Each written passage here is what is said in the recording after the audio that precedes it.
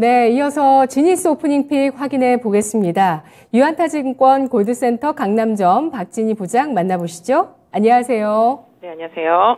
예, 오늘 미국장 대비해서는 낙폭이 좀 제한적입니다. 코스피가요. 근데 코스닥 같은 경우는 또 1.6%까지 하락해서 나스닥과 좀 비슷한 폭의 하락, 5거래 연속의 하락을 기록하고 있는데요. 시장 어떻게 봐야 될까요? 네, 주말에 터진 아시다시피 미국의 실리콘밸리 은행에 대한 파산과 관련된 이슈가 시장을 좀 압박하고 있죠. 또 미국의 시그니처 은행도 지금 폐쇄에 들어가면서 두 군데가 이제 동시에 다만 이제 장 전에 나왔던 예금 보호 조치죠. 그러니까 그 실리콘뱅크에다가 넣었던 예금들은 다 찾을 수 있게 하는 부분들, 물론 구제금융은 아닙니다만은 이런 부분들로 인해서 기업들의 리스크는 좀 제한적이다라는 얘기들이 좀 나오고 있습니다. 다만 이제 이 실리콘뱅크 은행이 미국뿐만 아니라 다른 나라에도 있거든요. 이런 부분들과 좀 관련해서 다른 나라에서도 관련된 기업들의 좀 이슈도 좀 있을 수 있겠습니다만은 일단 시장은 그와 관련해서 긍정적인 부분을 또 거꾸로 좀 보고 있는 것 같습니다. 일단 지금 중소형주보다는 대형주 쪽으로 좀 수급이 조금 이동한 느낌이죠. 시장 전체적으로 놓고 본다라면은 일단은 중소기업들, 벤처 이런 쪽들이 그 은행과 거래를 좀 많이 했기 때문에 중소기업들보다는 중대형 기업들 쪽으로의 관심도를 더 시장에서 좀 올리고 있다라고 보실 수가 있겠습니다. 시장 큰 이슈로만 놓고 본다라면은 일단 SM 아시다시피 이제 카카오하고 하이브가 원만히 합의를 보면서 급락하고 있는 모습이고요. 그러다 보니까 일단 M&A 이슈가 사라지다 보니까 JYP 엔터라든지 YG 엔터 등도 같이 하락하고 있는 모습, 반대로 하이브하고 카카오는 상승하고 있는 모습 보실 수가 있겠습니다. 시장이 또 이렇게 빠지다 보니까 좀 더 안전한 것을 좀 찾게 되는데요. 뉴스에 반응을 하고 있습니다.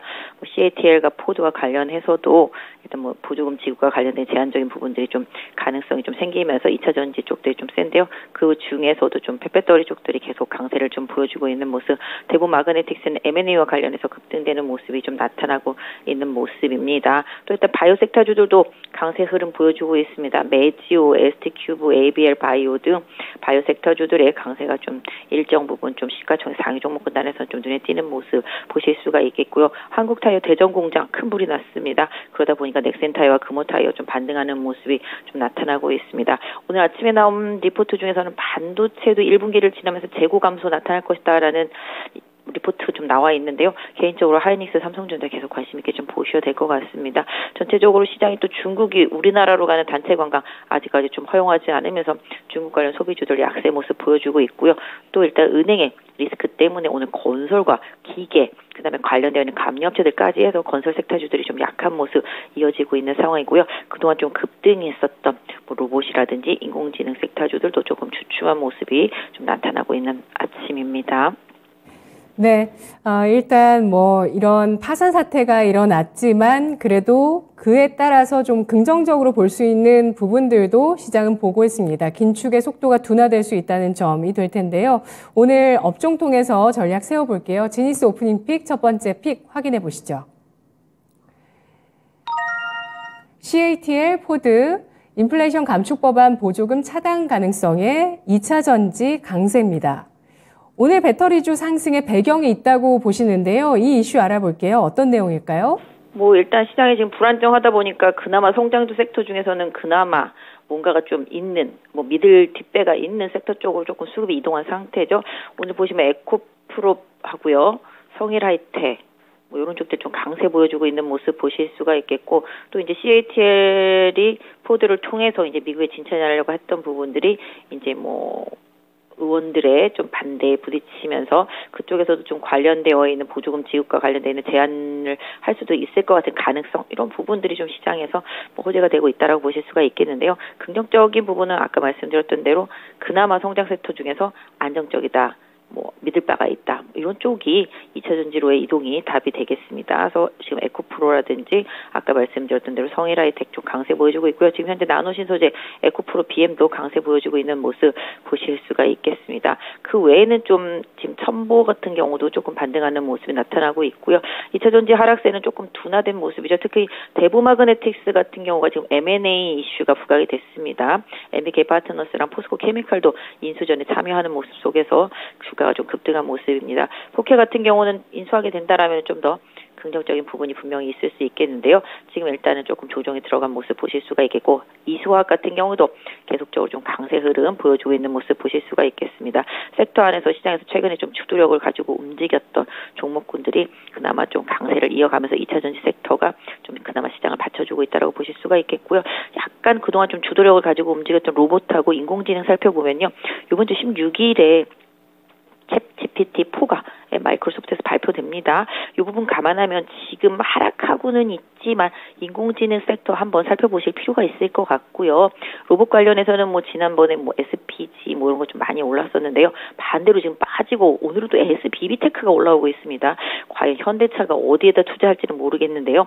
일단 두 개가 왔다 갔다 하고 있는 모습 보실 수가 있겠습니다. 그래서 지금 세 개의 주도 섹터 인공지능, 로봇, 2차 전지 중에서는 지금 2차 전지가 그래도 좀 강한 모습이 나타나고 있지만 2차 전지 안에서도 소규모의 작은 2차 전지 개별보다는 좀 중대형 단에서 좀 긍정적인 이슈가 있는 또 종목들하고 페페터리 쪽들이 좀 강세를 이루고 있는 상황하고요. 인공지능 섹터의 좀 기술적인 반등 여부 좀 한번 살펴보시면 좋겠습니다.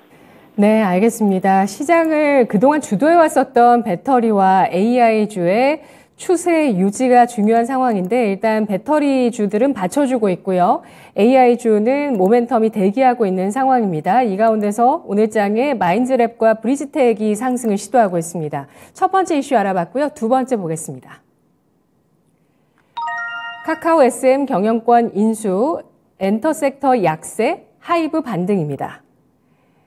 네, SM 경영권 인수라는 이 핫한 이슈를 소화를 하고 나서 이제 카카오와 하이브가 상승을 하는데요. 어떻게 보십니까? 네, 카카오가 하이브랑 완만히 합의를 했습니다. 카카오가 이제 경영권 인수하고, 그다음에 하이브는 좀 플랫폼 사업 쪽에서 뭔가 좀 참여를 할 수 있는 뭔가를 얻을 것으로 보여지고 있습니다. 그러다 보니까 뭐 하이브도 돈 안 들이고 뭔가 좀 좋은 결과를 볼 수 있는 상황이 됐겠고요. 카카오도 뭐 인수를 하게 되면 나중에 카카오 엔터 상장에도 긍정적인 영향을 미칠 수 있을 것으로 보여지고 있습니다. 뭐 그러다 보니까 그동안 M&A 기대감에 급등을 했었던 SM 급락하고 있고요. JYP 엔터하고 YG 엔터도 하락하고 있는 상황 속에서 SM, CNC도 급락하고 있는 모습 보실 수가 있겠습니다. 뭐 SM이 급락하고 있으면 뭐 사람들이 이렇게 생각할 수 있겠죠. 지금 SM 주식 사가지고 15만 원의 공개 매수에 임하면 되지 않을까라고 생각을 하실 수도 있겠는데요. 이게 뭐 응한다고 다 매수할 수 있는 부분이 아니고요. 뭐 일정 부분 비율 경쟁도 생길 수 있기 때문에 오히려 좀 하락세가 좀 이어지고 있다라고 보실 수가 있겠습니다. 그래서 전반적으로 M&A와 관련 기대감이 좀 소실이 되면서 이 섹터 전체를 이끌었었던 분위기가 좀 하락으로 이끌어지고 있는 모습이고요. 뭐 전반적인 흐름으로 봤을 때 다른 섹터까지 같이 봐드린다면 지금 콘텐츠 쪽에서는 지금 스튜디오 드래곤은 하락하고 있는 모습이죠. 이제 글로리 그2 공개하고 나서 약세 흐름이 좀 이어지고 있고요. CJ ENM도 같이 좀 하락하고 있는 모습 보실 수가 있겠고, 반대로 조금 게임주들이 오늘 조금 버티는 모습, 비트코인 가격 상승하면서 조금 버티는 모습이지만 아주 엄청 강하지는 않고요. 컴투스 위메이드 좀 강세 흐름 보여주고 있고, 넷마블도 좀 강보합권에서 버티고 있는 모습이라서 좀 같이 한번 봐드릴 수 있겠는데요. 일단은 엔터, 게임, 플랫폼 이쪽들의 흐름은 일단은 뭐라 그럴까요? 이제는 그 SM 이슈에서 좀 벗어나서 확실히 좀 실적이라든지 다른 모멘텀을 따라서 좀 움직임이 나타나지 않을까 싶습니다. 네, 알겠습니다. 자, 이벤트 소멸 효과가 있었던 엔터와 드라마주까지 짚어주셨고요. 마지막입니다. 지니스 오프닝 픽 세 번째. SBB 사태로 시장 약세 속 경기 민감 섹터 약세입니다. 지금 뭐 SK 하이닉스 하단 테스트, 삼성전자도 마찬가지고요. 네, 1분기 실적 전망만 봐도 사실 뭐 SK 하이닉스 3조 원 적자 가능성, 그리고 삼성전자 반도체 2조 원 적자 가능성, LG 디스플레이 1조 원 적자 가능성, 이런 전망들 나오고 있는데요. 경기 민감주 어떻게 봐야 될까요? 네, 일단 그래도 이쪽 미리 좀 선제적으로 많이 조정을 받았던 쪽이 IT 섹터 쪽이라서 이쪽은 조금 제가 봤을 때는 저점을 찍고 시장을 조금 이끌어줄 수 있는 가능성을 좀 봐주시는 게 좋겠습니다. 지금 반도체 재고가 1분기에 이제 지나면서 2분기부터 재고 감소할 것에 대한 기대감이 나오는 레포트들이 지금 타사 레포트로 몇 개 나와 있거든요. 이 점 조금 고려해서 보셔야 될 것 같고요. SBB 사태는 과거 2008년도 서브프라임 사태랑 자꾸 이제 빗대어서 시장에서 좀 생각을 하게 되는데요.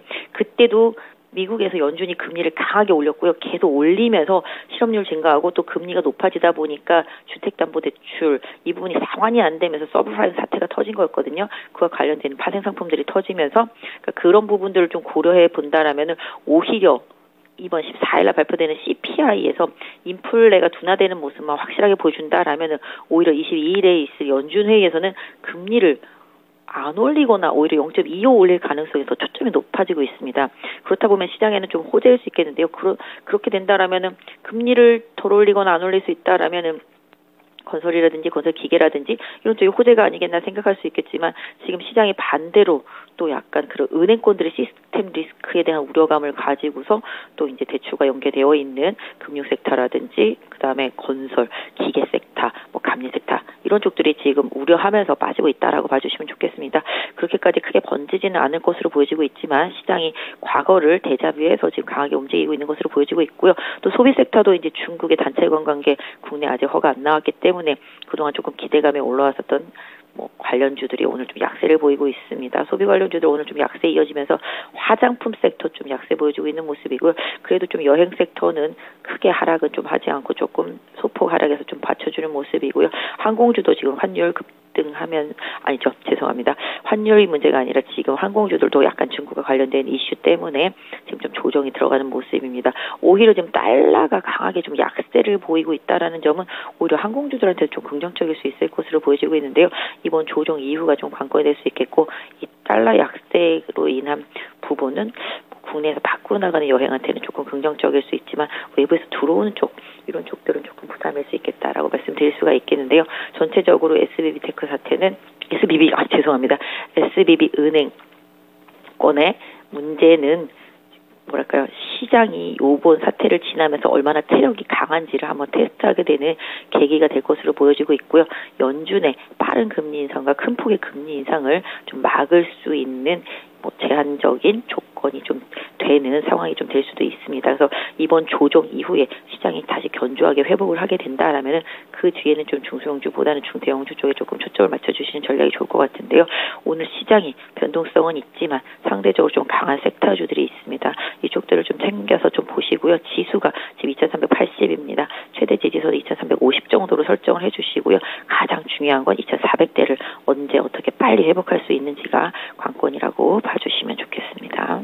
네, 알겠습니다. 조정 과정에서 지켜봐야 할 섹터들 오늘 정리를 해주셨네요. 고맙습니다. 네, 감사합니다. 네, 특히 조정 가운데 또 강한 종목도 잘 체크를 해보자라는 의견이었습니다. 지니스 오프닝 픽이었습니다.